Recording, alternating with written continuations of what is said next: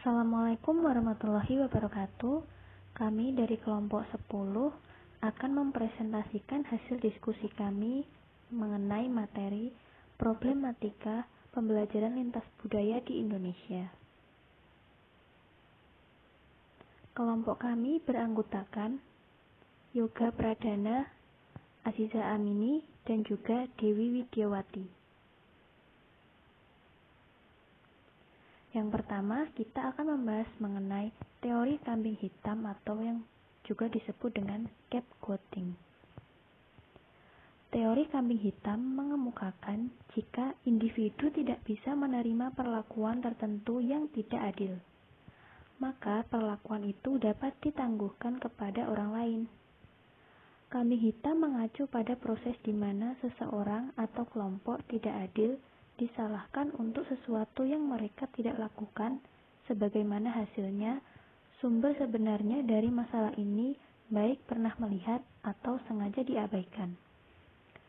Sosiolog telah mendokumentasikan bahwa kambing hitam sering terjadi antara kelompok-kelompok ketika masyarakat terkendala oleh masalah ekonomi jangka panjang atau ketika sumber daya yang langka. Kemudian selanjutnya, kejadian di Indonesia yang berlatar belakang stereotip, prasangka, dan scapegoating. Yang pertama yaitu contoh dari stereotip. Stereotip merujuk pada representasi terang-terangan namun sederhana yang mereduksi orang menjadi serangkaian ciri karakter yang dibesar-besarkan dan biasanya itu bersifat negatif. Contoh stereotip ini muncul dalam gambaran bahwa orang kulit hitam cenderung kurang ajar, orang Madura gampang marah dan cenderung kasar, orang Jawa suka berbasa-basi dalam berkomunikasi dengan orang lain. Dan gambaran ini pada sekelompok orang itu dianggap sebagai suatu kebenaran. Ya, di sini saya akan melanjutkan tentang prasangka. Istilah prasangka atau prejudice sering kali digunakan untuk mendeskripsikan suatu kecenderungan berpikir dengan meletakkan orang lain dengan jalan yang negatif yang didasarkan pada stereotip yang negatif. Contoh kasus, orang-orang etnis asli Bali selalu menampakkan kesan yang sangat ramah, sangat baik hati kepada pendatang. Begitu pula stereotip yang dipandang wisatawan dunia. Nyatanya, orang-orang Bali sendiri sangat fasih dengan ilmu-ilmu sakral, yang terkadang juga dapat membahayakan orang lain. Orang-orang pedalaman masih dipandang sebagai orang-orang yang kurang berpendidikan, padahal tidak menutup kemungkinan orang pedalaman juga memiliki tekad dan daya juang yang sama dengan orang-orang di kota. Yang ketiga ada scapegoating. Scapegoating mengacu pada proses di mana seseorang atau kelompok tidak adil disalahkan untuk sesuatu yang mereka tidak lakukan, dan sebagai hasilnya sumber sebenarnya dari masalah ini baik pernah melihat atau sengaja diabaikan. Dalam sepanjang sejarah Indonesia, kerap kali etnis Tionghoa dijadikan kambing hitam akan kondisi ekonomi di Indonesia. Tak jarang mereka dituduh sebagai pengusaha yang menggunakan taktik licik untuk mendapatkan kekayaan yang melimpah.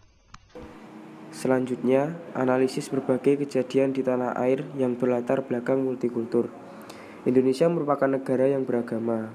Indonesia memiliki suku bangsa, adat istiadat, budaya, dan ras yang berbeda-beda tersebar di wilayah Indonesia. Namun, keberagaman tersebut terus diuji dengan munculnya berbagai konflik yang terjadi di berbagai daerah.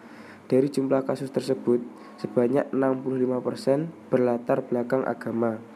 Sementara sisanya kekerasan etnik sekitar 20%, kekerasan gender sebanyak 15%, kekerasan seksual ada 5%. Dari banyak kasus yang terjadi, tercatat ada beberapa konflik besar yang banyak memakan jatuh korban baik luka atau meninggal, luas konflik, dan kerugian material. Yang kesatu, konflik Ambon yang berlangsung pada 1999 hingga 2003. Konflik tersebut dilatar belakangi oleh kurangnya kesejahteraan sosial sehingga memicu masyarakat untuk mudah emosi dan terprovokasi. Yang kedua, konflik sempit Kalimantan Tengah pada tahun 2001. Konflik antar etnis tersebut berawal dari bentrokan antara warga suku Dayak dan suku Madura pada 18 Februari 2001. Konflik tersebut terjadi karena persaingan di bidang ekonomi. Yang ketiga, kerusuhan Mei 1998 yang terjadi pada 13 sampai 15 Mei 1998.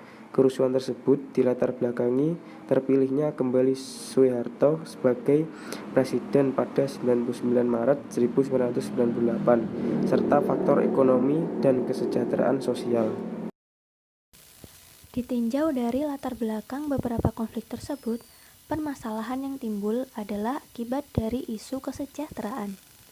Ketidakpuasan masyarakat akan membuat mereka cenderung gampang terprovokasi. Masyarakat dari kalangan bawah akan merasa cemburu dengan masyarakat yang keadaan ekonominya lebih baik. Konflik sosial dan horizontal menjadi membesar, meluas, dan memanas karena melibatkan sentimen kesukuan, ras, politis, ideologis, dan juga agama. Baiklah, itu yang dapat kelompok kami sajikan. Apabila ada kurang lebihnya, mohon maaf. Wassalamualaikum warahmatullahi wabarakatuh.